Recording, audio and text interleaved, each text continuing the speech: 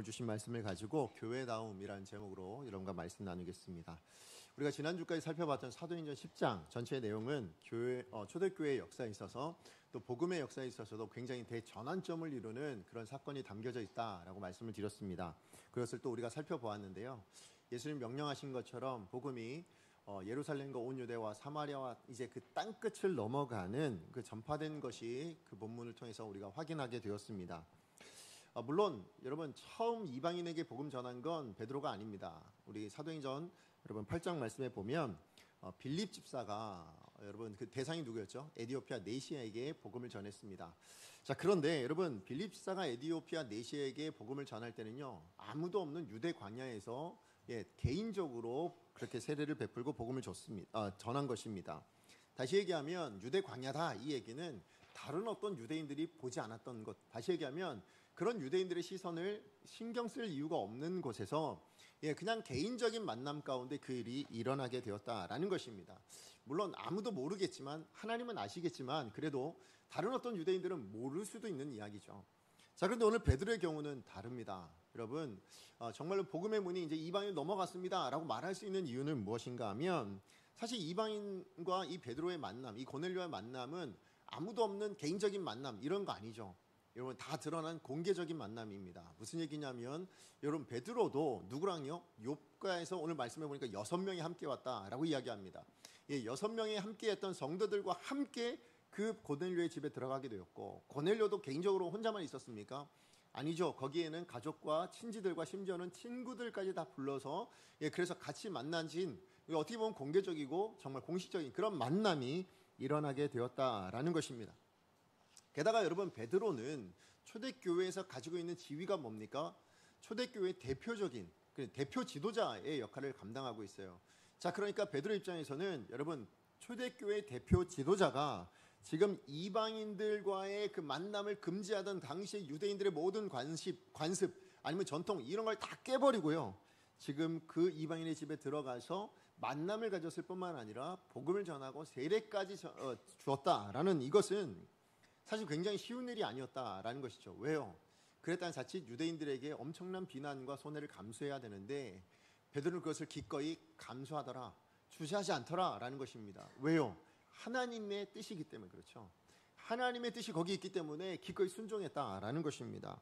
자, 이렇게 고넬료에게 세례를 베풀고 난 이후에 베드로는 곧장 예루살렘으로 돌아간 게 아니라, 고넬료가 뭐라고 합니까? 며칠만 더 머물러 줬으면 좋겠습니다. 왜요? 더 말씀을 듣고 싶었거든요. 더 알아야 될 것이 많다고 생각했거든요. 그래서 이제 베드로를 간청합니다. 남아달라고. 그런데요, 베드로가 그렇게 고넬료의 집에 머무는 그 시간 동안에 무슨 일이 일어나느냐? 이 고넬료의 집에 일어난 이 위대한 사건이 소문이 어디까지 들어갑니까? 예루살렘 교회에 있는 성도들에게까지 들어간노라 라고 이야기를 하고 있습니다. 어떤 소문입니까? 와, 복음이 여러분 이제는 사마리아가 아니라 이방인에게까지 들어갔다라는 겁니다. 그리고 그 복음은 이 이방인에게도 구원이 능력이 되더라. 다시 얘기하면 하나님께서 이 복음을 통해서 이방인들도 구원하시더라 라는 이 놀라운 소식을 지금 이제 듣게 되었다라는 것입니다. 그리고 그 며칠이 지난 후에 드디어 누가요? 베드로가 예루살렘 교회로 돌아오게 되었습니다. 여러분, 베드로에게 예루살렘 교회는 그야말로 모교회죠. 그죠? 그리고 사실 하나님이 다 그 예루살렘 교회를 이루셨지만 누굴 통해서 주축으로 이루셨어요? 베드로라는 이 수제자를 통해서 주축으로 그를 사용하셔서 이 처음 교회를 이루어 가셨어요. 그래서 베드로가 설교할 때 뭡니까? 3,000명, 5,000명이 돌아오고, 그리고 그 초대교회 성도들에게 복음의 영향력을 위해서 하나님께서 기적, 표적을 행하게 하셔서 정말 앉은 자가 일어나고, 막 여러 병자들이 고쳐지고, 이런 하나님께서 사용하신 베드로를 통해서 뭐예요? 이 예루살렘 교회가 세워졌고, 그래서 베드로는 다른 어떤 제자들도 많지만 사도로서 수장, 대표적인 그런 지도자가 되게 되었다라는 것입니다. 자, 그러니까 그 교회, 초대교회, 그 예루살렘 교회에 있는 성도들에게 있어서만큼 뭡니까? 이 베드로에게 은혜 받지 않은 사람은 없는 거죠. 그죠? 이 베드로에게 영향을 받지 않은 사람은 없었다라는 것입니다. 자, 그렇다면 그런 초대교회로, 지금 예루살렘 교회로 베드로가요, 이 놀라운 소식을 행하고 지금 돌아오게 된 겁니다. 그렇다면 여러분 베드로를 어떻게 했을 것 같으세요? 예루살렘 교회에서 여러분 뭐 카퍼레이드까지는 아니지만 뭡니까? 막 환대해 주지 않았을까요? 와 정말 대단한 일을 하고 오셨습니다. 정말 고생하셨습니다. 뭐 이랬을 것 같잖아요. 근데 여러분 오늘 본문을 보시면 전혀 그러지 않았다라는 것을 확인하게 됩니다. 자, 우리 1절에서 3절까지의 말씀 같이 한번 읽어보도록 하겠습니다. 시작. 유대에 있는 사도들과 형제들이 이방인들도 하나님의 말씀을 받았다함을 들었더니 베드로가 예루살렘에 올라갔을 때에 할례자들이 비난하여 이르되 내가 무할례자의 집에 들어가 함께 먹었다 하니. 지금 뜻밖의 지금 이방인들에게도 복음이 증거되어졌다. 와, 이 구원의 놀라운 역사가 일어났다라는 소식을 들었음에도 불구하고요. 여러분 베드로를 비난하는 성도들이 있었다. 지금 그렇게 이야기합니다. 그들을 누구라고 얘기합니까? 오늘 본문에 보니까 할례자들이라고 말하고 있습니다. 여러분 이 할례자들이 비난하여라고 이야기하고 있는 이 비난하다라는 단어가 여러분 디아크리노라는 말이거든요. 근데 이 단어의 본래 뜻이 뭐냐면 나누다라는 의미입니다. 나누다. 자, 이거 무슨 얘기냐? 지금 할례자들이요.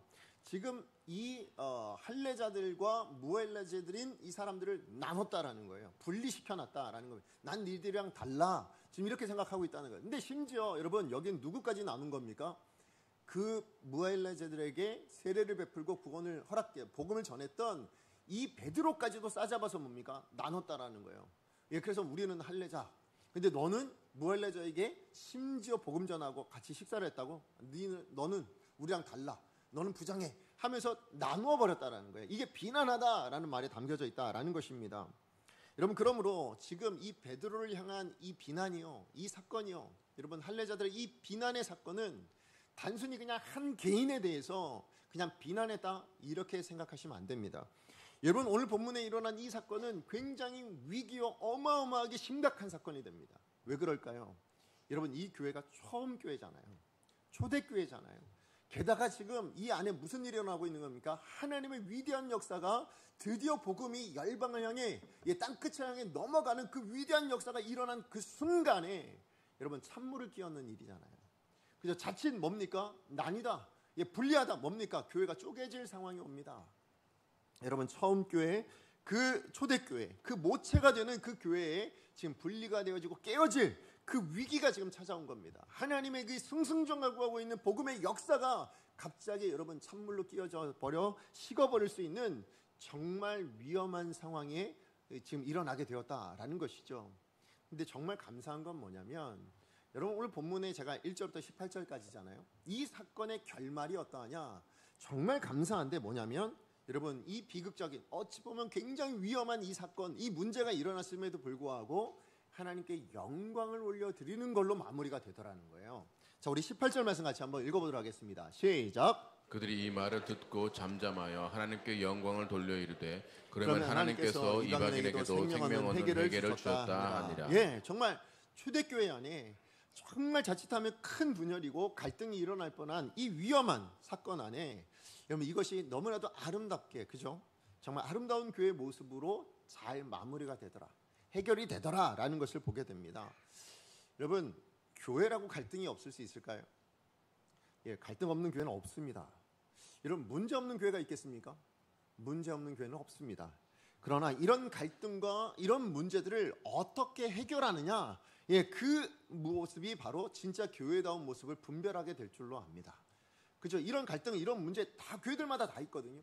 그걸 어떻게 해결해 나가느냐가 진짜 교회냐 아니냐, 여러분 세상적이냐 아니면 교회적이냐 이런 것들을 구분해낼 수 있다라는 것입니다.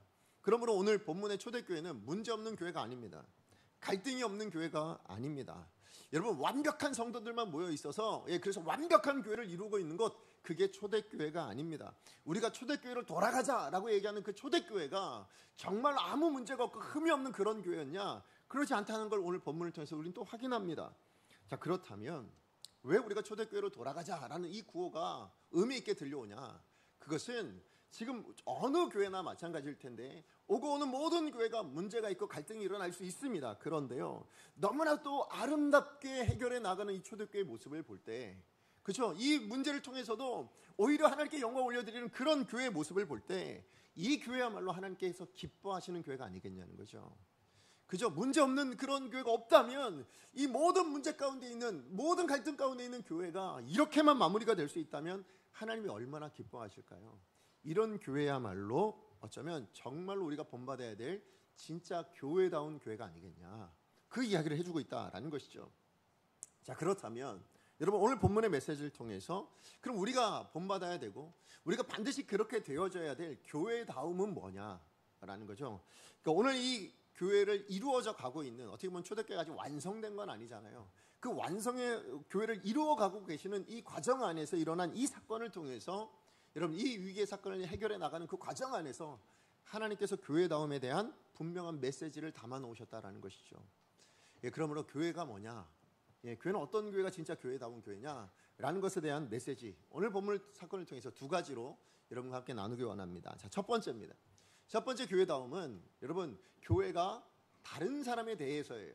여러분 이 얘기는 뭐냐면 예수 그리스도를 믿는 믿음만이 하늘 가족됨의 기준이라는 것을 인정하는 공동체가 진짜 교회다운 교회라, 이렇게 이야기하는 겁니다. 무슨 얘기냐? 여러분 예루살렘으로 돌아왔던 이 베드로를 비난하고 있는 사람들을 뭐라고 부르고 있다고요? 성경은 할례자들이라고 부르고 있습니다. 근데 여러분 이 할례자들이라는 이 말을 그냥 넘어가시면 안 돼요. 왜냐하면 사실 여러분 그 당시에 이스라엘 백성들 중에 할례를 안 받은 사람이 있을까요? 없습니다. 왜냐하면 이스라엘의 전통이 뭡니까? 남자라면, 유대인 남자로 태어났다면 난지 8일 만에 반드시 뭐 해야 돼요? 할례를 다 받아야만 했습니다. 그렇다면 초대교회를 이루고 있는 그 예루살렘 교회를 이루고 있는 사람들이 다 누구예요? 이방인들이 아니잖아요. 유대인들이잖아요. 그러니까 할례 받은 사람들이란 말이죠. 근데 굳이 지금 오늘 본문에 그 베드로를 비난하고 있는 사람을 향해서 할례자들 이렇게 구분해서 부르고 있다라는 건, 아니 다 할례를 받았는데, 그죠? 모든 교회 성도들이 다 할례를 받았는데 왜 이 비난하는 사람들을 향해서만 할례자들 이렇게 부르고 있냐라는 것이죠. 왜 그랬을까요?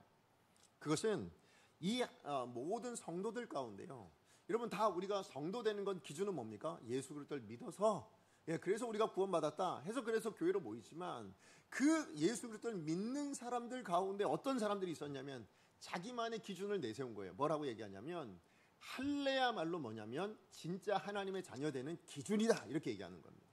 다시 얘기하면 예수를 믿었다 할지라도 할례라는 표를 가지고 있지 않다면 그 어떻게 하나님의 백성일 수 있냐? 우리가 그동안에 하나님께서 구약 성경을 통해서 뭐예요? 하나님의 자녀, 선택된 백성의 자녀의 기준은 할례였다. 그러면 이 할례표가 없다면 아무리 예수를 믿었다 할지라도 온전한 하나님의 백성은 될 수 없다. 이런 기준을 가지고 이걸 이야기했던 사람들이 있었다라는 것입니다. 자, 그래서 여러분 초대교회 우리 서신서를 읽어보시면 여러분 우리 쭉 읽다 보면 사도행전 21장에서도 나오지만 더 나아가서 이제 이어지는 로마서 아니면 고린도 전후서 아니면 여러분 갈라디아서까지 보시면 이 할례자들에 의한 문제가 계속해서 언급이 됩니다. 뭐야? 교회가 세워지는 곳곳마다 이 사람들이 나타나서 뭐라 그러는 거예요? 할례를 받아야지만 진짜 구원받은 거야. 여러분 아무리 예수를 믿었다 할지라도 할례를 꼭 받아야만 해. 뭐 이런 식으로 강조를 했다라는 거죠. 할례 안 받으면 진짜 하나님의 백성으로 들어온 게 아니야. 이렇게 이야기를 했다라는 것입니다. 그러다 보니 이 사람들은 어떤 마음을 가지고 있어요? 나는 할례를 받았으니 난 다르다. 그죠? 나는 할례를 받았으니 난 너희들과 달라. 난 너희들보다 뭔가 좀 더 가지고 있어라는 우월의식을 가지고 있는 사람들. 이게 바로 이 할례자들이었다라는 것입니다. 예, 그래서 그들은 예수를 믿어도 할례 받지 않으면 진정한 하나님의 백성일 수 없어 라고 얘기하는 거예요. 자, 그런데 이런 특권의식을 가지고 있던 이 할례자들, 이 사람들이 오늘 그 베드로를 향해서 뭐라고 비난하고 있습니까? 우리 3절 말씀 같이 한번 다시 읽어볼까요? 시작. 이르되 내가 무할례자의 집에 들어가 함께 먹었다 하니. 예, 여기 무할례자는 누굴 얘기하는 거예요? 뭐 두말할 필요 없죠. 이방인들에 대한 이야기입니다. 그러니까 지금 할례 받은 유대인이었던 베드로가 그 할례 받지 못한, 하나님의 가족으로 인정받지 못한 그 이방인에게 들어가서 뭐 했다고요? 밥을 먹었다라는 것 때문에 지금 비난하고 있습니다. 같이 식사했다는 거예요. 여러분 함께 먹었다는, 이거 밥 한 끼 먹었다는 게 뭐 그리 대단한 걸까요? 그죠? 뭐 이거 가지고 뭐라 그래? 우리는 이렇게 생각할 수 있죠. 그러나 여러분 그 당시 유대인들에게서 이건 심각한 문제였어요. 왜 그럴까요? 이방인은 교제해서는 안 되는 대상이잖아요. 근데 그 교제해서는 안 되는 대상이란 밥을 먹었다? 이건 어떤 의미가 되냐? 여러분 당시의 헬레자들에게 식사 교제, 여러분 식구라는 말이 있잖아요. 식구가 뭡니까? 같이 밥을 먹는 가족이라는 의미잖아요. 그죠? 자, 그러니까 지금 식사 교제를 나눴다? 이건 어떤 의미예요? 식구로 받아들였다는 의미가 된다라는 거예요. 근데 지금 누구를 식구로 받아들인 거예요? 아니 무할례자를, 그 이방인을, 하나님의 백성으로 선택받지도 못한 그 사람을 식구로 받아들인다? 베드로가? 말도 안 되는 일을 했다는 거예요. 그러니까 지금 비난을 하고 있다라는 것입니다. 아니 어떻게 할례도 받지 않은 이 이방인들이 가족이 될 수 있냐? 아니 어떻게 우리랑 똑같은 가족으로 하나님의 자녀라고 인정할 수 있냐? 그럴 수 없다라는 거예요. 이게 바로 지금 할례자들이 베드로를 비난하고 있는 이유였다라는 것입니다.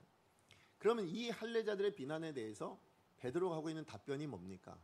여러분 그 답변이 이제 5절부터 17절까지의 전체 내용이에요.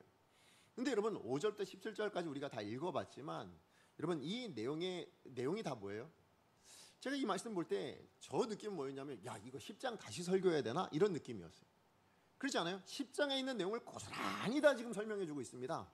예, 어디 하나 틀린 게 없어요. 그냥 설교 내용 빼놓고요. 내가 복음 전했다 이 내용 빼놓고는 다 사건 자체는 아주 그냥 10장이랑 똑같이 기록을 해놓고 있다라는 것입니다. 그런데요, 이 사건의 모든 문맥을 다 고스란히 설명하면서 베드로가 내세우고 있는 핵심적인 내용은 하나입니다. 뭘까요? 내 의지로 내가 스스로 한 게 아니다라는 것입니다. 무슨 얘기냐? 우리 10장에서도 확인했지만 그 안에 고넬료에게 복음이 증거되어질 때 가장 열심히 일하신 분이 누구라고요? 하나님이셨다라는 거예요. 지금 베드로가 그 얘기하고 있는 겁니다. 무슨 얘기냐? 하나님께서 내게 환상을 보이셨고, 예, 고넬료에게는 천사를 보내주셨고, 심지어 그래서 만나서 복음을 전할 때는 하나님이 그 고넬료와 거기 있는 모든 사람들에게 뭘 부어주셨어요? 성령을 부어주셨다. 여러분, 성령을 부어주셨다라는 말은 뭐냐면 하나님이 뭐 하셨다는 거예요? 그를 구원하셨다라는 거예요. 다시 얘기하면 하나님이 그에게 뭐예요? 자녀로 받아주셨다라는 표가 되는 거죠. 자, 그러니까 하나님이 받으셨는데 내 깎게 뭐라고?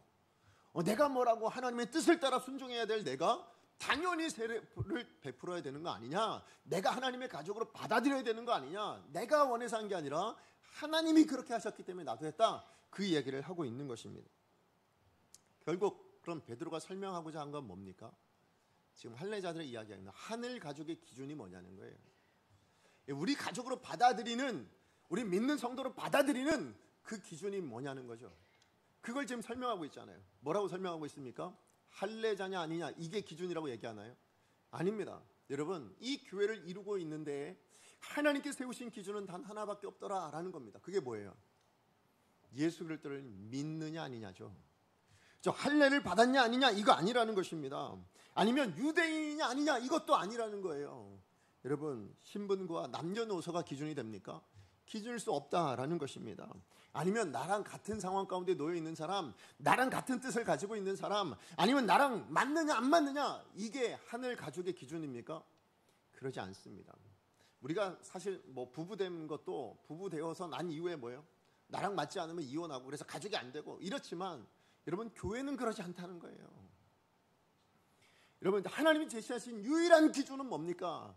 하늘 가족, 하나님의 자녀, 하나님의 가족 백성 되는 기준은 유일하게 하나밖에 없어요. 예수 그리스도를 구주로 믿고 영접했느냐 그러지 않았느냐. 이거 외에 다른 것이 없다라는 것입니다. 다시 얘기하면 예수를 믿으면 누구나 뭐가 됩니까? 하나님의 자녀가 됩니다. 예, 그래서 예수님도 하나님의 자녀 되는 기준을 이렇게 말씀하셨죠. 우리 요한복음 1장 12절 말씀. 아마 다 암송하실 텐데 같이 한번 읽어봅니다. 시작. 영접하는 자 곧 그 이름을 믿는 자들에게는 하나님의 자녀가 되는 권세를 주셨으니. 네, 여기에 뭐가 붙어 있습니까? 여러분, 영접하는 자 곧 그 이름을 믿는 자, 그 이름이 누구예요?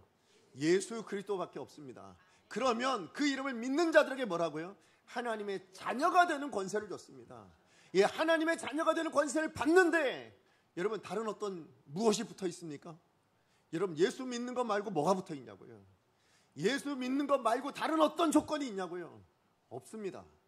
예수 믿는 것이면 하나님은 충분하시답니다. 하나님은 그것이면 족하답니다. 여러분, 그러므로 교회다움에 여러분, 교회의 정체성이 뭐냐는 거예요. 그거는 우리가 예수를 구주로 믿고 있는 사람들의 모임이죠. 그렇죠? 이 말은 무슨 얘기냐면 예수가 아니면 우리는 구원받을 수 없음을 깨달아 아는 사람들의 모임이에요. 그게 저는 교회라고 생각이 되어집니다. 아니, 성경은 그렇다라고 말씀하시는 거예요. 우리가 만약 그걸 알지 못했다면 교회 오지 않으시겠죠. 그죠? 교회에 있을 이유가 없잖아요. 예, 예수가 아니고 구원받을 수 없는 줄 아시기 때문에 이 자리에 있는 거 아닙니까? 그렇지 않다면 굳이 뭐로 이 자리에 이 시간에 여기 계십니까? 그러실 이유가 없는 거예요. 그러므로 교회는 뭡니까? 예수 그리스도를 구주로 영접한 사람들이 한 몸을 이루고 있는 곳, 예수 그리스도를 믿고 고백한 사람들이 함께 모여있는 공동체, 그게 바로 교회인 줄로 믿습니다.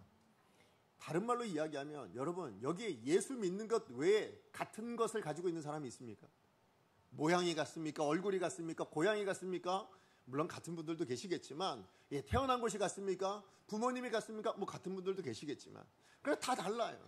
여러분, 내가 생각하는 가치도 다르고요, 생각하는 기준도 다르고요, 뭐가 옳은지 뭐가 그른지, 뭐가 좋은지 나쁜지 다 달라요. 심지어 우리는 정치적인 색깔도 다 다르죠. 뭐 민주당 좋아하시는 분, 아니면 뭐죠, 국민의힘을 좋아하시는 분, 아니면 뭐가 좋고 뭐가 그러다 생각하시는 분 다 다를 줄로 압니다. 그런데 다 다름을 가지고 있는 우리가요, 다 다른 기준들을 가지고 있는 우리가 오늘 이 자리에 왜 모였냐라는 겁니다. 왜 모일 수 있었을까요? 무엇 때문에 모일 수 있었습니까? 그것은 예수 그리스도를 믿었기 때문이죠. 그러므로 다 다른 사람들인데, 다 다른 사람들이 모여서 이 자리에 우리가 모여서 예배하고 있다. 이것이야말로 뭡니까? 교회다움의 증거가 된다라는 거예요. 그러니까 세상 사람들이 볼 때는, 예를 들어서 이거죠, 부부가 이혼을 해서 나누어졌어요. 근데 같은 교회를 만약에 나오고 있다면 여러분 이해가 되세요? 세상 사람들이 보고 그게 무슨, 왜 저래? 막 이럴 수 있어요. 여러분, 심지어 세상에서 막 싸우고 막 부딪히고 그랬어요. 근데 이 교회에 와서 같이 예배를 드려요. 여러분, 그럼 세상 사람이 뭐라고 이야기할까요? 아니 뭐 저 사람은 왜 저기서 같이 있어? 이런 모습일 거예요. 아니면 여러분, 뭐 우리 교회 안에서 서로 싸울 수 있잖아요. 싸웠어요. 그리고는 근데도 불구하고 이 자리에 같이 예배를 드리고 있어요. 여러분, 이런 모습들을 세상 사람들이 이해할까요? 이해 못하겠죠. 그럼 그런 이해 못하는 그 사람들을 향해서 우리가 줄 수 있는 답은 하나밖에 없는 겁니다. 뭐예요? 예수 믿어서 이 자리에 있는 거예요. 예수님 때문에 우리가 이 자리에 있는 겁니다. 그거 외에 무슨 답이 있냐고 하는 거예요. 없다라는 것이죠. 그러면 여러분, 예수를 믿어 하나님의 자녀된 공동체가 저는 교회인 줄로 믿습니다. 여러분, 근데 우리 모두는 다 여러분만의 각자의 기준이라는 게 있어요. 뭐에 대한 기준이냐? 교회는 이래야 돼, 성도는 이래야 돼 라는 어떤 기준들을 가지고 있습니다. 그런데 정말로 여러분, 그 기준이 하나님이 기뻐하시는, 아니 하나님이 세우신 그 교회다움의 기준이냐고요. 교회를 시작하실 때, 교회를 세우실 때 하나님이 세우신 기준이냐고요. 여러분, 사랑이 있어야 돼, 교회는. 아니면 교회는 정의로워야 돼. 교회는 아니면 섬겨야 돼. 교회는 뭐 봉사를 해야 돼. 아니면 교회는 남들 도와주는 곳이어야 돼. 여러분, 여러분만의 교회다움에 대한, 성도다움에 대한 기준이 있으시겠죠. 근데 그게 교회를 모이게 만드는 이유였냐고요. 여러분, 하나님이 교회를 모으실 때, 성도들을 모으실 때 사랑하는 사람들을 찾아서 교회를 모으셨습니까? 아니면 정이 옳은 일만 행하는 사람들을 모아서 교회로 모으셨냐고요. 아니면 남들 섬기고 누구보다도 희생하는 사람들만 모아서 그래서 교회를 모으셨습니까? 교회 구성원들로 삼으셨나요? 아니요. 우린 죄인 되었을 때, 아무것도 하지 않았을 때 그냥 예수 믿었다는 이유로 모으신 거죠. 그래서 예수를 믿게 하셔서 우리가 교회로 모인 거 아닙니까? 교회는 그것 때문에 모인 거예요. 예수님 때문에 모인 거지. 여러분, 사랑 좋습니다. 아니, 필요해요. 그게 불필요하다는 얘기가 아니에요. 그런데요, 교회다움은, 교회를 이루는 기준이 뭐냐는 거예요. 교회를 이루는 기준은 예수 믿는 것 외에 다른 게 없어요. 그렇다면 여러분, 내 생각이 다르고 내 기준이 다르고 그래서 나랑 맞지 않는 성도라 할지라도 뭐예요? 같이 어울려 신앙생활 할 수 있는 곳. 왜요? 예수 믿고 있으니까. 저 사람도 예수를 믿고 나도 예수를 믿으니, 나랑 전혀 다른 저 사람도 예수 믿고 나도 예수를 믿으니 함께 모여서 신앙생활 할 수 있고 함께 모여서 예배 드릴 수 있는 곳. 세상 가운데는 아무리 왼수 같은 존재라 할지라도 그러나 예수 믿고 있으니 같이 모여서 밥 모임하고 구역 모임하고 서로 봉사하고 섬기고 예배할 수 있는 곳. 그게 바로 저는 교회다운 교회라고 생각합니다. 그게 진짜 하나님께서 원하시는 교회의 모습이다라는 것이죠. 다시 한번 말씀드립니다. 하늘 가족의 기준이 뭐냐는 거예요. 어떤 기준으로 우리가 하늘 가족으로 받아들일 수 있냐는 것입니다. 내 가족, 하나님의 자녀된 가족, 그 기준은 예수 그리스도 믿는 것 외에는 없습니다. 그러므로 여러분, 교회 안에 있는 성도들에 대한 비난은 그치셔야 합니다. 왜요? 여러분의 기준을 가지고 지금 나누신 거 아니에요? 너는 옳고, 아니 나는 옳고 너는 틀려. 이것이 더 옳고 이것이 더 좋은 것. 여러분, 다 여러분의 기준 아니에요. 할례자들이 지금 가지고 있는 기준이 그거잖아요. 이게 더 좋아. 이것이 반드시 있어야만 돼. 아니요. 누가 그걸 정했는데요? 하나님 그걸 정하신 적이 없어요. 하나님 그걸 말씀하신 적이 없어요. 교회는 예수 믿으면 다 내 가족이야. 예수 믿으면 다 내 자녀야라고 하나님 부르셨는데 우리가 나눈단 말이죠. 우리가 분리시킨단 말이죠. 내 기준을 따라, 내 생각에 따라 나랑 안 맞으면 마치 하늘 가족이 아닌 것처럼 그렇게 하는 것은 하나님 원치 않으신다라는 것입니다. 그러면서 교회는 누구에게나 열려 있어야 될 줄로 믿습니다. 나랑 달라도요, 내가 추구하는 방향이랑 달라도요, 그래도 교회는 누구나 다 하나님의 가족으로 받아들일 수 있을 만큼 넉넉하게 열려 있어야 될 줄로 믿습니다. 넉넉하게 따뜻한 교회여야 될 줄로 믿습니다. 누구라도 품어줄 수 있도록요. 교회답게 정말 우리가 성도답게 예수 믿는 사람이라면 누구라도 가족으로 받아들일 수 있는 곳, 그죠? 누구라도 교제할 수 있고 누굴 위해서도 섬겨줄 수 있는 곳, 그게 바로 우리 교회이기를 원합니다. 하나님이 기뻐하시는 교회는 그런 교회인 줄로 믿습니다. 그래서 세상에서는 가질 수 없는 모습 아니에요. 세상은 나랑 맞아야 같이 일하고, 직장도 뭡니까? 나랑 안 맞으면 내가 직장 옮기면 되는 거예요. 그죠? 그 공동체에서 떠나면 되는 겁니다. 부부 사이에도 뭐예요? 안 맞으면, 성격이 안 맞으면, 나랑 가치관이 다르면 얼마든지 헤어지더라고요. 그런데 하나님의 가족은 아니라는 거예요. 하나님이 이루신 가족은요, 그렇지 않다라는 거예요. 나랑 달라도 예수 믿으면 섬겨줄 수 있고, 나랑 달라도 예수 믿으면 사랑해 줄 수 있고, 나랑 달라도 예수 믿으면 같이 예배해서 모일 수 있는 곳, 그게 교회인 거예요. 그게 세상과 다른 공동체의 특징이라는 거예요. 여러분, 세상과 다름을 무엇으로 드러내시겠습니까? 교회는 이것으로 드러내더라는 거예요. 여러분, 저는 우리 강성교회가 그런 교회가 되어지길 원합니다. 하나님이 정말 인정하시는 교회, 하나님이 기뻐 받으시는 교회. 저는 그 교회의 기준은 단 하나밖에 없어요. 예수 믿는 사람이면 누구라도 올 수 있고, 누구라도 여기서 예배 드릴 수 있고, 누구라도 섬김을 받을 수 있고 섬길 수 있는 그런 교회인 줄로 믿습니다. 자, 그런가 하면 교회다움 두 번째는 뭐냐면요, 이건 우리 개인적인 부분인데 뭐냐면 그리스도 예수 안에서 성숙하도록 매일 지어져가는 공동체가 여러분 교회다운 공동체라는 것입니다. 베드로가 지금 하나님께서 보여주신 그 환상을 따라 뭐예요? 고넬료의 집을 갔잖아요. 그죠? 말씀을 따라간 거예요. 그래서 고넬료의 집에 들어갔고, 그래서 유대인이었던 이 베드로가 그 이방인이었던 고넬료에게 여러분 복음을 전합니다. 근데 사실 그렇게 이방인과 교제하는 게 불법인 걸 베드로가 몰랐을 리도 없고 망각했을 리도 없죠. 그럼에도 불구하고 그가 그렇게 들어갑니다. 왜요? 하나님이 말씀하셨으니 순종했을 뿐인 거예요. 자, 그리고 그런 순종으로 말미암아서 여러분 어떤 역사요? 예수님께서 마지막에 명령하셨던 예루살렘과 온 유대와 사마리아와 땅끝까지 이르러 내 증인이 되리라 하는 그 말씀을 드디어 성취했죠, 베드로가. 그렇게 하나님의 말씀에 순종해서 하나님의 이 위대한 역사를 이루어서 그리고 이제 교회로 돌아온 겁니다. 근데 소위 할례자들이라고 부르는 사람들은 베드로를 어떻게 했다고요? 그들도 예수 믿어서 구원받았으면서 베드로를 비난하고 있었다라고 이야기합니다. 여러분이 베드로였다면 이런 사람들의 이런 비난, 이런 부당하고 정말 억울한 이런 비난을 들을 때 여러분은 어떤 마음이시겠어요? 그리고 여러분 그들을 향해서 어떻게 반응하시겠습니까? 저 같으면 당신들이 뭘 안다고 비난하냐? 하나님이 내게 말씀하셨고 하나님이 이루어 주신 일이다. 예루살렘에서 편하게 그냥 지내면서 지금 그 안에서 어떻게 진행되었는지 전혀 모르면서도 그렇게 내가 하나님 말씀에 순종해 먼 길 가서 그 일을 이루어두고 왔는데 너 왜 나를 비난하냐? 라고 화를 냈을지도 몰라요. 그러면서 네가 진짜 그리스도인 맞냐? 라고 따질 수도 있겠죠. 아니면 여러분 아까 베드로가 뭐예요?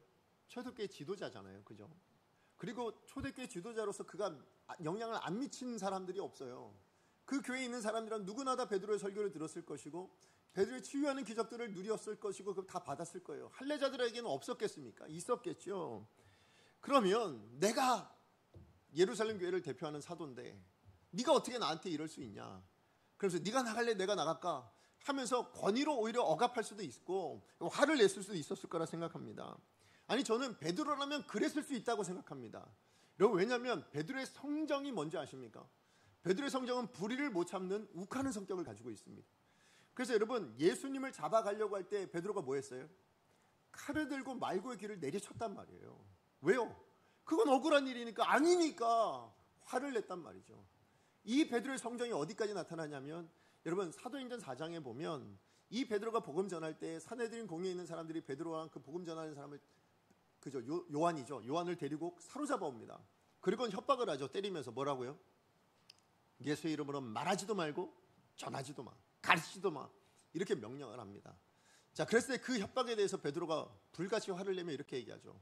내가 하나님의 말씀을 듣는 게 옳을 것 같냐, 니들의 말을 듣는 게 옳을 것 같냐 라고 화를 냈던 것이 베드로의 모습이에요. 그게 베드로의 성정이란 말이죠. 자, 그렇다면 오늘 이렇게 부당하게 비난을 당하고, 아니 내가 하나님의 뜻을 따라 하나님의 역사가 일어났는데 이렇게 비난한다고? 라고 그렇게 당하고 있는 베드로의 심정에서는 베드로의 지난 성정이라면 뭐예요? 당연히 화를 내고, 니들이 뭘 한다 그래? 라고 말할 수 있지 않았을까요? 저는 그렇게 화내는 모습이 진짜 베드로다운 모습이었을 거라 생각이 돼요. 과거의 모습에 비춰보자면. 근데 오늘 본문은 뜻밖의 사실을 보여주죠. 4절 말씀 같이 한번 읽어보겠습니다. 4절입니다. 시작.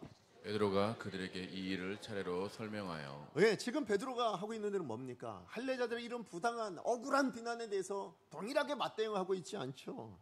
아니, 비난으로 대응하지 않아요. 니들이 뭘 안다고 그래? 그렇게 얘기하지 않는 거죠. 불같이 화를 내지도 않습니다. 또 난 보기 싫으니까 안 봐 하고는 절교를 선언하는 것도 아니죠. 우리가 뭐예요? 베드로는 정말 놀랍게 그가 일어났던 모든 일들을 자초지정을 낱낱이 다 설명을 해주고 있더라라는 것입니다. 여러분, 자신을 그렇게 비난하고 있는 그 사람들에게 자기가 본래 가지고 있는 성정과 다르게 뭐예요? 그냥 자초지정을 자세하게 설명해주는 이 일이 쉬웠을까요? 아니요, 엄청난 인내를 요했겠죠. 그죠? 정말 엄청나게 참았을 거라 생각이 되어집니다. 그럼에도 불구하고 베드로는 아까 우리가 살펴봤듯이 5절부터 17절까지 사도행전 10장에 일어난 사건 그 자체를 고스란히 일일이 이건 이렇게 되었고 이건 이렇게 되었고 그래서 이렇게 역사하셔서 그래서 내가 이런 일까지 하게 된 겁니다를 고스란히 다 이야기를 하고 있다라는 것이죠. 여러분, 우리가 이전에 알고 있던 베드로라면 그러지 않았을 텐데, 그죠? 우리가 살펴봤던 베드로의 그런 성정이라면 이럴 것이 아니라 그냥 화를 내고 끝냈을 일인데 그러지 않다라는 것. 여러분, 오늘 본문에 나타난 베드로의 모습은 우리가 지난번까지 살펴봤던 베드로의 모습과 비교해보자면 있을 수 없는 일이 일어나게 되어진 것이죠. 다르게 얘기하면 어제의 베드로로서는 할 수 없는 그 일을 오늘의 베드로는 하고 있더라라는 것입니다. 어제의 베드로의 모습이라면 생각할 수 없는 그 일이 오늘 베드로의 모습 가운데서는 자라나서 그래서 그 일을 감당하고 있더라. 그걸 지금 베드로가 보여주고 있다라는 것이죠. 여러분, 그래서 성경은요, 교회를 향해서 뭐라고 이야기하냐면 지어져 가는 하나님의 처소다 이렇게 이야기합니다. 에베소서 2장 22절 같이 한번 읽어보도록 하겠습니다. 시작. 너희도 성령 안에서 하나님의 거하실 처소가 되기 위하여 그리스도 예수 안에서 함께 지어져 가느니라. 네, 이 말씀에 따르면 교회는 하나님의 처소입니다. 근데 그 하나님의 처소가 완성되어진 처소가 아니래요. 그죠? 완성되어져 있는 처소가 아니고 지어져 가는 처소라고 이야기합니다. 완벽한 처소가 아니고 이제 그 완벽을 위해서 하루하루 조금씩 그렇게 지어져 가고 있는 그런 교회가 바로 교회다라고 이야기를 하고 있는 것이죠. 맞아요. 비성숙하고 아직은 좀 성숙하지 못한다 할지라도 언젠가 성숙해지기 위해서 그 성숙을 향하여 매일 지어져 가고 있는 곳, 그게 바로 교회의 본연의 모습이라는 거예요. 그게 하나님이 알고 계신 교회의 모습이었다라는 것입니다. 하나님이 기대하시는 교회는 그런 교회다라는 것이죠. 맞아요. 그런 의미에서 오늘 본문의 베드로는 어떤 모습이에요? 어제보다 오늘 지어져 가고 있는 모습 아닌가요? 그죠? 어제는 화를 내는 것만 할 수 있는 정도였는데 오늘은 더 지어져서 뭐예요? 참을 줄도 알고 인내할 줄도 알고 심지어 설명할 줄도 아는 그런 모습이 되어져 가더라라는 것입니다. 어제는 욱해서 그래서 자기 하고 싶은 대로 했던 그런 사람이었는데 오늘은 참아내고 인내하는 삶을 살더라. 그게 바로 베드로가 보여주고 있는 성도다운 모습, 그게 교회다운 모습이다라는 것을 보여주고 있다라는 것이죠. 여러분, 그러므로 교회다움의 특징은 뭐냐? 교회다움의 특징은 뭐예요? 지어져 가는 겁니다. 여러분, 자라가고 있는 것입니다. 비록 교회는 뭐예요? 여러분, 아까 말씀드렸지만 교회는요, 죄인이라도 예수 믿으면 다 오는 곳입니다. 맞죠? 그죠? 그게 교회입니다. 예수 믿으면 누구나 들어올 수 있는 것이 교회입니다. 그러나 그렇게 들어온 성도들이 우리 스스로가 교회는 다 그래, 내가 사람이니까 어쩔 수 없는 거지, 내가 원래 성향이 그래, 나는 원래 그런 사람이야, 이거 가지고 그렇게 사는 것, 매일 똑같이 그렇게 살아가는 것, 그건 성도다운 모습이 아니라는 거예요. 그건 진짜 교회다운 모습이 아니라는 것입니다. 오히려 예수 그리스도 안에서 뭡니까? 어제보다는 나은 오늘의 나, 이걸 기대할 수 있는 교회, 그죠? 어제보다는 더 나은 오늘 교회, 그걸 꿈꿀 수 있는 것이 저는 교회다라고 얘기하고 있는 거예요. 그게 진짜 교회의 모습이다라고 이야기하고 있는 것입니다. 만약에 베드로가요, 예전에 자기 성정대로 그 비난하는 사람을 똑같이 비난하고 그래서 자기 권력을 가지고 그렇게 싸웠다면, 여러분, 베드로는 어땠을까요? 하늘 가족을 일단 잃어버렸겠죠. 그죠? 더 이상 하늘 가족일 수 없잖아요. 싸웠는데. 게다가 우리가 아는 지금 베드로의 모습이었을까요? 우리가 알고 있는 그 사도 베드로의 모습이 맞냐고요? 그럴 수 없다라는 것입니다. 여러분, 우리가 알고 있는 베드로 원래는 어떤 사람이었어요? 갈릴리의 무식한 어부였어요. 그런데 오늘날 우리가 알고 있는 베드로는 어떤 겁니까? 한 교회의 수장으로, 여러분, 12 사도 가운데서도 정말 대표 사도로 그렇게 우리가 생각할 수 있는 그 이유가 어디 있습니까? 그 이유는 단 하나밖에 없어요. 뭐예요? 어제보다 오늘 더 자라난 베드로였으니까. 오늘보다 내일 더 자라나, 그 평생이 자라가고 지어져가는 베드로였기 때문에 우리가 알고 있는 처음 베드로의 모습과는 영 다른 모습의 베드로를 우리가 기억할 수 있다라는 것이죠. 그러므로 여러분, 우리 교회를 대해서도 여러분의 기대가 다양할 줄로 압니다. 근데 여러분, 그런 우리는 반드시 인정해야 됩니다. 우리 강성교회는 완전할까요? 그러지 않습니다. 그렇기 때문에 뭐예요? 기대할 수 있는 거죠. 뭘요? 날마다 지어져 가는 교회가 되기를. 날마다, 그래서 오늘보다는 내일이 더 기대가 될 수 있는 그런 교회가 되어지는 것, 그걸 하나님께서 기뻐하시고 소망하고 계신 줄로 믿습니다. 그런 교회가 되기 위해서 여러분, 지체된 나부터가 뭐 하셔야 돼요? 여기 있는 우리 모두가 같은 마음을 가지고 있어야 됩니다. 뭐예요? 어제보다 오늘 내가 성숙하리라. 오늘보다 내일 더 나는 더 나아지리라. 그 목표를 가지고 우리 모두가 한 마음으로 나아가야 된다라는 것입니다. 그래야 우리 교회가 어제보다 오늘보다 내일 더 성숙한 교회로 그렇게 자라가게 될 줄로 믿습니다.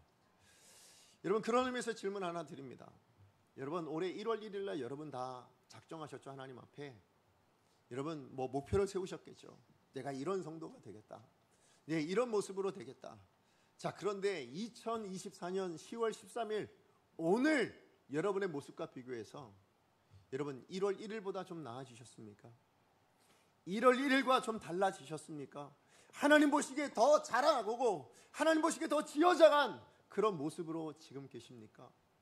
만약에 여러분 보시기에 그러지 않다면, 그럼 저는 이렇게 말씀드리고 싶어요. 포기하지 마십시오. 이제 뭐 올 한 해도 다 지나갔고 내년부터, 아니요. 여러분, 아직 2달 반이 넘게 남았습니다. 그 기간 동안에 우리가 12월 31일이 되었을 때에 송구 영신 예배를 드릴 때에 하나님, 제가 1월 1일 날 이렇게 결정했던 것 완전하진 않지만 그래도 그때보단 오늘 이만큼 나아졌습니다. 그걸 하나님이 기뻐하시지 않겠냐는 거예요. 여러분, 부모님이 자녀에게 태어났을 때 기대하는 게 뭐예요? 당장에 혼자서 뛰고 달려가고 먹고 이걸 모든 걸 혼자 하는 걸 기대할까요? 아니죠. 부모님이 가난하게 태어났을 때 기대하는 건 뭡니까? 고개라도 잠깐 들고 있으면 그것이 기쁜 겁니다. 스스로 몸을 뒤집기만 해도 뭐예요? 그게 감사합니다. 그리고 일어나 앉는다고요? 큰일 난 줄 압니다. 그리고 일어섰다고요? 정말 감사하며 감격합니다. 그리고 한 걸음 내딛어 주저앉더라도 뭡니까? 한 걸음 뗐다는 것 때문에 기뻐합니다. 여러분, 그게 하나님께서 기뻐하시는 부모의 심정이죠. 오늘 우리를 향한 하나님 아버지의 마음도 동일한 줄로 믿습니다. 어마어마하게 달라져서 완벽한 인생 되기를 하나님께서 기대하시겠습니까? 여러분, 완전한 신앙인의 되기를 하나님께서 기대하시겠냐고요? 하나님 정말 원하시는 건 지금 당장 완전해지는 것이 아니라 오늘 그 완전을 향해서 조금 더 나아진 모습, 그걸 하나님이 기뻐하실 줄로 믿습니다. 그리고 그렇게 나아가는 삶이야말로 진짜 성숙한 사람의 모습이죠. 여러분, 그래서요, 우리 강성교회에서도 여러분 등록하시고 여러분 신앙생활 하시다 보면 뭘 요구합니까? 이제 집사 직분을 좀 하시죠. 아니면 안수집사, 권사, 장로 되셔야죠 라고 이야기를 합니다. 왜 그럴까요? 잘하셨으니까. 잘하셨으니까 이제 뭐예요? 그만큼의 책임을 감당해 주셨으면 좋겠습니다. 여러분, 진짜 성숙의 기준이 뭘 것 같으세요? 성숙하다의 기준, 저는 그것은 책임을 질 줄 아는 자리에 있다라는 것이라고 생각합니다. 제가 정말 안타까운 그것 때문에 제가 잘 안 보는 게 있는데 뭐냐면, 여러분 종종 TV에 광고에 보면 아이들 도와주기 위해서 이런저런 광고들이 나와요. 그죠? 그래서 거기 특별히 제가 기억나는 건 뭐냐면, 애들이 폐지를 죽거나 하는 변병 보면 와 500원, 아니 100원, 50원 막 이러면서 막 그런 애들에 대한 이야기가 나와요. 그러면서 그 아이가 뭐라 하냐면, 우리 할머니가 이렇게 나를 돌보고 있는데 내가 이걸 통해서 할머니 조금이라도 도와주고 싶어요. 이런 이야기가 이제 나오고, 그래서 도와줍시다 뭐 이런 이제 얘기가 나오죠. 여러분, 거기서 그 아이는 벌써 어른이 된 것 같잖아요. 근데 그 어른이 됐다라는 이유가 뭐냐면, 제 아들이라면 그때 뭐 했을까요? 아빠는 왜 이렇게 가난해? 엄마는 왜 이렇게 가난해? 예, 그리고 가난한 엄마 알아서 해, 책임져 뭐 이럴 것 같잖아요. 근데 그 아이는 가장이라는, 그래서 책임져야 될 그 가정에 대해서요, 본인이 같이 지기로 결정을 한 거거든요. 그러니까 할머니를 위해서 자기도 100원이라도, 예, 그 50원이라도, 예, 그렇게 할머니를 도와주려고 하는 그 모습, 그 책임 있는 자리로 서고 있는 그 모습, 그게 성숙하다라고 느껴지는 이유잖아요. 그죠? 오늘 우리 강성의 모든 성도님들이 성숙해지셨으면 좋겠습니다. 여러분, 우리 교회를 향한 여러분의 기준이 있으시죠? 그 기준으로 봤을 때 우리 교회에 부족함이 있어요. 자금이 있어요. 모자란 부분이 있어요. 그러면 그것 가지고 우리 교회는 왜 그래? 라고만 이야기할 것이 아니라, 아이, 우리 교회 목사님은 왜 그래? 장로님 왜 그래? 권사님 왜 그래? 이것만이 아니라요, 그러니까 내가 거기에 같이 돕기 위해서 그 자리에 서는 거예요. 그 책임을 같이 질 수 있도록 그 자리에 서주는 거예요. 아, 교회가 왜 그래? 아, 교사가 왜 저거밖에 안 돼? 그럼 교사로 가주세요. 성가대가 왜 그래? 그럼 성가대로 섬겨주세요. 여러분, 봉사자가 왜 그래? 그럼 봉사자로 섬겨주세요. 그렇게 책임을 같이 져주는 사람들이 모여있는 곳, 그게 성숙한 교회 아닙니까? 그게 성숙한 거 아니냐고요. 그 책임을 같이 져줄 수 있는 사람들의 모임, 그게 하나님께서 기뻐하시는 교회의 모습인 거예요. 우리는 그것을 향해서 오늘보다 조금 더 자라갈 수 있는 겁니다. 그리고 그 조금 자란 모습으로 우리가 조금 더 자랐다면 뭐예요? 그 처음 초신자들이 마음껏 거기서 자라날 수 있도록, 마음껏 신앙생활할 수 있도록 그 돕는 자리로 가서 그 책임을 같이 짊어질 수 있는 사람들, 그 사람들의 모임이 저는 교회인 줄로 믿습니다. 저는 우리 강성교회가 그런 교회가 되어지기를 소망합니다. 왜? 그것이 하나님께서 기뻐하시는 교회다운 모습이거든요. 그래서 자라가기를 원하시고, 그 자라남으로 나 자랐다 이게 아니에요. 내가 여기까지 왔어, 내가 목사가 되었어, 이게 자랑입니까? 아닙니다. 목사니까 뭐 해야 돼요? 섬기는 자리로 가 있어야죠. 더 섬겨야죠. 더 낮아진 자리에서 그 책임을 감당하고 있어야죠. 그게 진짜 성숙한 모습이고, 그게 진짜 교회다운 모습이고, 그게 더 진짜 성도다운 모습인 줄로 믿습니다. 말씀의 결론을 맺습니다. 오늘 본문을 통해서 확인한 이 교회다움의 두 가지 표지로 나타난 일이 무엇인가, 그 결과가 무엇인가, 그게 18절 말씀이죠. 우리 18절 말씀 다시 한번 읽어봅니다. 시작. 그들이 이 말을 듣고 잠잠하여 하나님께 영광을 돌려 이르되 그러면 하나님께서 이방인에게도 생명 얻는 회개를 주셨도다 하니라. 네. 무슨 일이 일어납니까? 하나님께 영광을 돌리게 됩니다. 하나님의 이름이 드러나고 하나님의 살아계심이 드러나고 하나님의 이름만, 그분의 영광이 이 교회를 통해서 나타나더라. 저는 우리 강성교회가 그렇게 하나님께 영광을 올려드리는 교회가 되기를 소망합니다. 다른 어떤 것보다요, 우리 교회를 통해서 하나님이 나타났으면 좋겠고, 하나님의 이름이 드러났으면 좋겠고, 우리 강성교회를 보니 하나님이 어떤 분인지를 알겠다. 그리고 우리의 사역들을 통해서 오직 하나님 한 분만 드러날 수 있기를 간절히 소망합니다. 저는 그게 교회, 진짜 교회의 모습이고 진짜 성도의 삶의 방향이고 목적이어야 될 줄로 믿습니다. 하나님이 드러날 수 있는 교회, 그죠? 하나님의 영광을 올려드리는 성도, 그것을 위해서 하나님께서 우리 가운데 요구하신 건 두 가지예요. 여러분, 우리가 다른 사람에 대해서는 뭐예요? 예수 믿었으면 다 받아들이는 겁니다. 예수 믿었으면 그가 누구라 할지라도, 그의 모습이 어떠하다 할지라도, 그의 성정이 어떠하다 할지라도 예수를 믿기 때문에 뭐예요? 가족입니다. 품어주고 사랑해주고 섬겨줘야 될 대상인 줄 아는 겁니다. 그리고 그렇게 행하는 것이죠. 그리고 그렇게 들어온 교회에 들어온 사람이라면 우리는 뭐 해야 돼요? 책임지는 자리로 가기 위해서 매일 자라나가는 겁니다. 매일 자라기로 애쓰고 노력하는 겁니다. 매일 자라나도록 성숙하기로, 그래서 어제보다 오늘 더 나은 모습, 오늘보다 나은 내일을 기대할 수 있는 그런 우리가 되어야 될 줄로 믿습니다.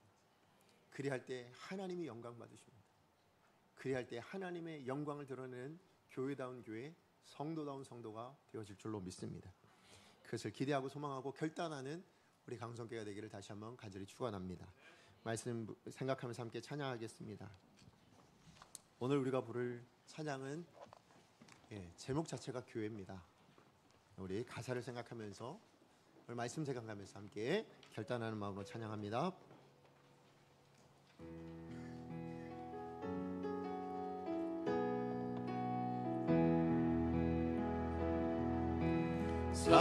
사람이 넘치기보다 사랑이 넘치는 교회, 섬김을 원하기보다 섬김의 기쁨 알아가는 교회, 세상이 주목하기보다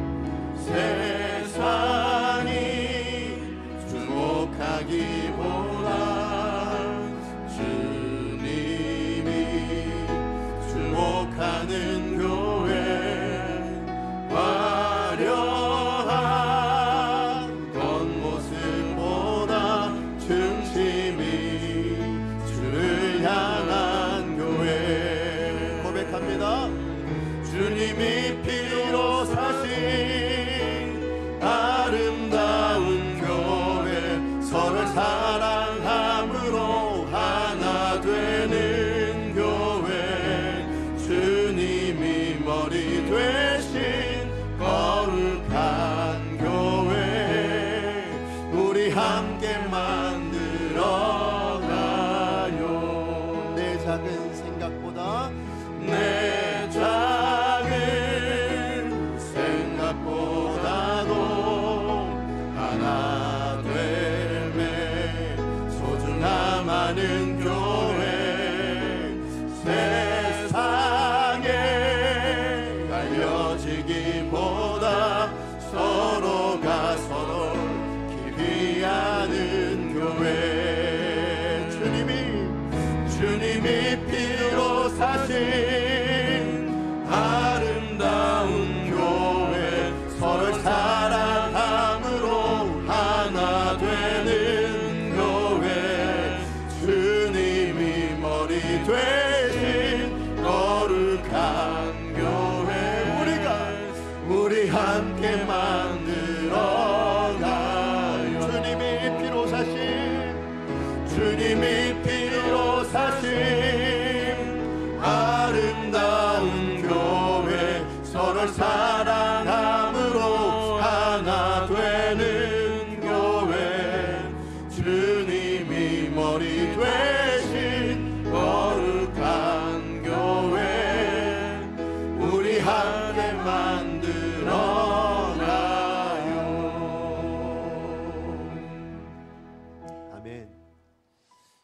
정말 이 가사처럼 여러분 이런 교회가 되기를 원하십니까?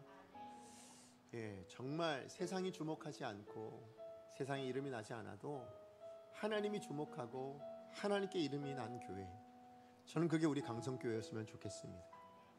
그런 우리 강성교회가 되도록 우리가 함께 만들어가면 어떨까요? 그렇게 우리를 만들어 가자고 하나님 우리를 이 자리로 부르신 거 아닐까요? 그런데 우리는 우리 생각이 많아요. 우리 기준이 있어요. 그리고 그거 맞지 않으면 다른 것으로 생각하고 틀린 것으로 생각하고 나누죠. 그러지 않았으면 좋겠어요. 차라리 그 틀린 곳 여러분이 들어가시면 어떻겠습니까? 여러분이 들어가셔서 그곳의 아름다운 선한 영향력을, 그 섬김을 한번 드러내시면 어떻겠습니까? 그래서 우리 교회가 하나 되어지고, 그래서 우리 교회가 그 누구라도 들어와서 넉넉하게 따뜻하게 사랑받고 섬김받고 잘할 수 있는 그런 교회가 되면 어떻겠습니까? 그게 하나님 기뻐하시는 교회래요. 여러분이 생각하시는 교회가 어떤 교회인지 모르겠지만 하나님이 생각하시는 교회는 그런 교회래요. 여러분, 우리 하나님이 기뻐하시는 교회가 되기를 원합니다. 하나님이 꿈꾸시는 교회가 되기를 원합니다. 그 꿈을 이루어드리는 우리가 되기를 원합니다. 우리 시간에 말씀 기억하며 함께 기도합니다. 하나님이 꿈꾸시는 교회, 정말 교회다운 교회, 하나님 그것을 위해서 내 생각 내려놓고 하나님의 뜻 앞에 하나님 내 기준 내려놓고 하나님이 꿈꾸시는 교회, 그런 교회를 만들어갈 수 있기를, 거기에 헌신하고 수고하고 섬기는, 책임질 줄 아는 그런 성숙한 성도가 내가 이 교회 안에서 설 수 있도록 하나님 그렇게 나를 세워져 가기를 원합니다. 하나님 그렇게 내게 은혜 주시길 원합니다. 우리 주여 은혜를 주옵소서. 모여서 하나님 앞에 기도합니다. 주여 은혜를 주옵소서.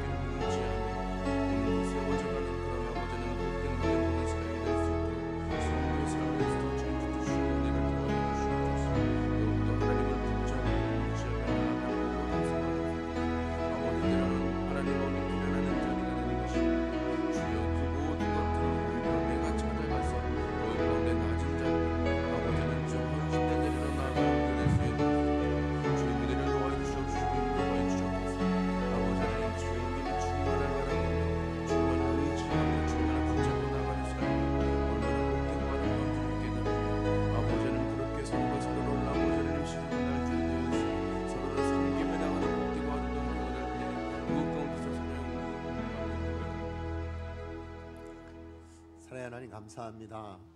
우리가 죄인 되었을 때, 하나님을 전혀 알지도 못할 때 하나님께서 예수 그리스도를 믿는 자로 우리를 불러주셔서 하늘 가족으로 하나님의 자녀로 삼아주셔서 감사합니다. 예, 그리고 강성교회로 인도하여 주셔서 그리스도의 몸으로 이루게 해주셔서 감사합니다.